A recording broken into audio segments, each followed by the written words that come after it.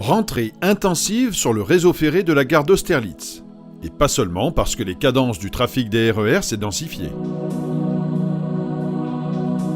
Sur le chantier autour de la station F, les opérations d'envergure s'enchaînent depuis quelques mois. Après la charpente métallique du premier des 3 espaces publics le mois dernier, c'est du côté de l'allée Plantée qu'une poutre en béton armé préfabriquée au pied des fils a été posée à la grue au cours d'une mobilisation nocturne.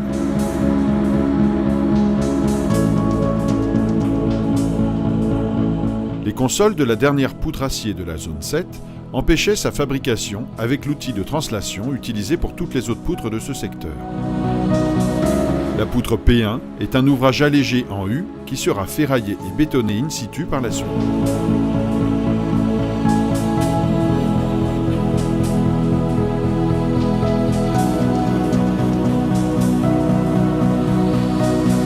Le caisson en attente sur l'avenue de France a reçu toutes ses poutres secondaires.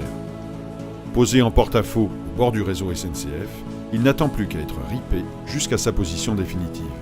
C'est un caisson de 3 mètres de largeur et 3 mètres de hauteur et de 80 mètres de longueur. Et après, il y a des poutrelles qui sont en courbellement sur le caisson, qui sont encastrées sur le caisson principal. Mon rôle, c'était de vérifier et contrôler tous les notes de calcul que FH nous a soumis, parce que notre fonction, c'est la maîtrise des travaux de ce projet. On a un caisson de 80 mètres de long, c'est un carré de 3 mètres de côté, avec des tôles de forte épaisseur qui vont de mémoire, disons les semelles vont de 50 à 100 mm. Les études d'exécution ont duré 2 ans, plus de 2 ans, ce qui est tout à fait inhabituel pour des ouvrages qu'on traite en temps normal. Donc c'est vous dire la complexité de l'affaire. C'est une structure qui a un comportement très particulier. C'est un ouvrage d'art par les charges qu'il reçoit. L'avenue de France, c'est une route. Et de l'autre côté, une grande esplanade qui accueille du public. Donc c'est un ensemble de conditions d'exploitation qui sont tout à fait originales et qui conduisent à des approches assez particulières.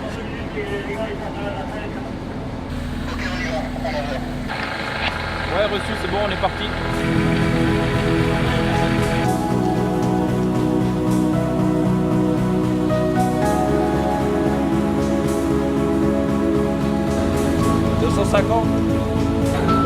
Et puis surtout, il y a le fait que cette structure, là on a à peu près 900 tonnes qui sont en train d'être ripées, et d'une dimension dans le plan extrêmement importante, avec des appuis très multiples, un petit peu partout, à la fois du côté Avenue de France, mais du côté Alfrécinet également.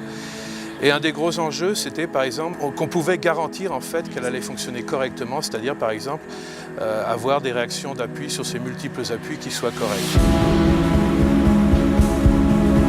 On peut continuer. 480.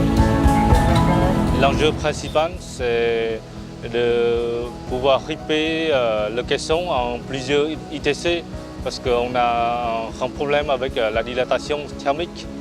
L'ouvrage il se dilate et du coup ça fait des efforts complémentaires sur les camarteaux, sur les appuis qui tirent le caisson.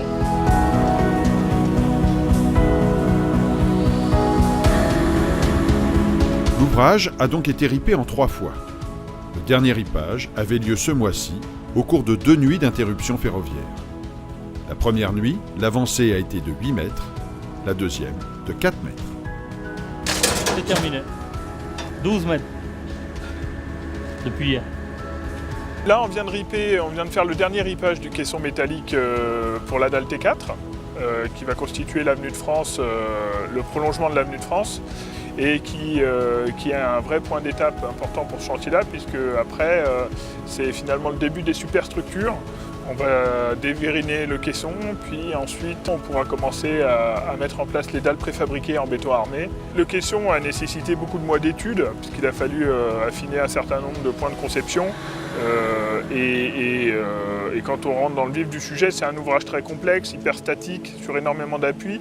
Donc il y a beaucoup d'acteurs qui ont participé à cela. Et voilà, après le chantier participe activement justement à ces points méthodes, à faire la coordination entre ces différents services pour que tout ce qui est prévu, tout ce qui est planifié soit en cohérence avec la réalité du site. À titre personnel, je dirais que c'est même probablement la plus belle opération que j'ai eu l'occasion de faire, parce qu'il y avait beaucoup de choses qui ont dû être définies, reprises, adaptées, optimisées même. C'était vraiment satisfaisant. Surtout qu'on a été suivi par tout le monde. Donc,